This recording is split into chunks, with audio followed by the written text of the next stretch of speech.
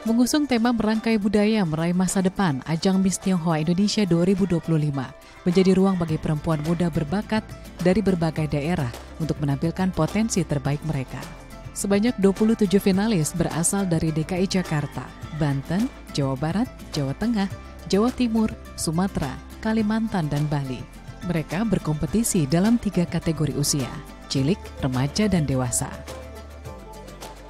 Acara ini turut dihadiri oleh Menteri Kebudayaan Fadlizon, National Director Miss Tionghoa Indonesia Nita Kartika, Founder Praga Indonesia Roy E. Mahyeu, serta motivator dan pengusaha wanita Mary Riana.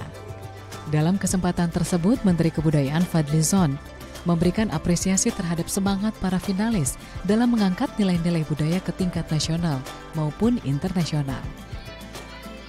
Semangat dari Miss Tionghoa Indonesia ini adalah termasuk peran dari para perempuan Tionghoa Indonesia di dalam kebudayaan, menggerakkan kebudayaan, memajukan kebudayaan. Ini sejalan saya kira dengan visi memajukan kebudayaan nasional kita. Dan kita berharap mereka yang nanti terpilih itu tentu melalui sebuah seleksi dengan kriteria yang telah ditentukan bisa menjadi duta-duta budaya. Dan inilah yang kita harapkan, semakin banyak duta budaya kita, terutama dari generasi muda, itu akan semakin bagus, sehingga budaya kita semakin dikenal, tidak hanya di Indonesia, tapi di dunia internasional, di dunia. Dalam kesempatan ini, Nita Kartika menjelaskan, ajang Miss Tionghoa Indonesia tidak hanya menonjolkan kecantikan semata, namun juga menjadi ajang untuk membangun rasa bangga terhadap budaya Tionghoa Indonesia. Jadi ini yang kedua kalinya. Jadi event kami ini nasional, diikuti oleh berbagai provinsi di Indonesia. Dan tujuan kami adalah untuk menjadikan wadah buat perempuan muda Tionghoa.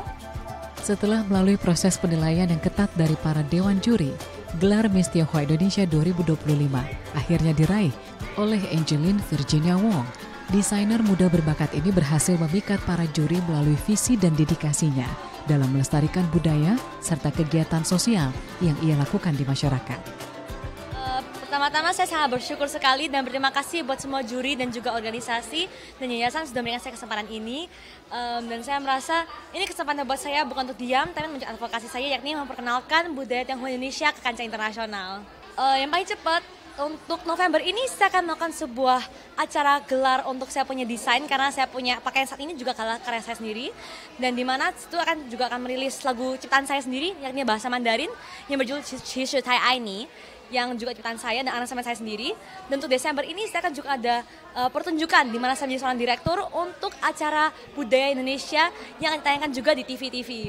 Dan untuk tahun depan dan selanjutnya saya tentu akan juga terus-menerus mempromosikan budaya Tionghoa Indonesia, baik dari fashion ataupun pertunjukan musikal saya ataupun dari sosial media saya. Para finalis diharapkan dapat menjadi duta budaya yang mempererat toleransi dan keharmonisan di tengah kebinekaan bangsa. Kecantikan sejati tak hanya terlihat dari penampilan luar, namun dari hati yang mau berbagi dan melestarikan nilai-nilai kearifan budaya. Melalui ajang Miss Tionghoa Indonesia 2025, semangat itu hadir dalam wujud ketulusan dan kebanggaan menjadi bagian dari Indonesia yang beragam.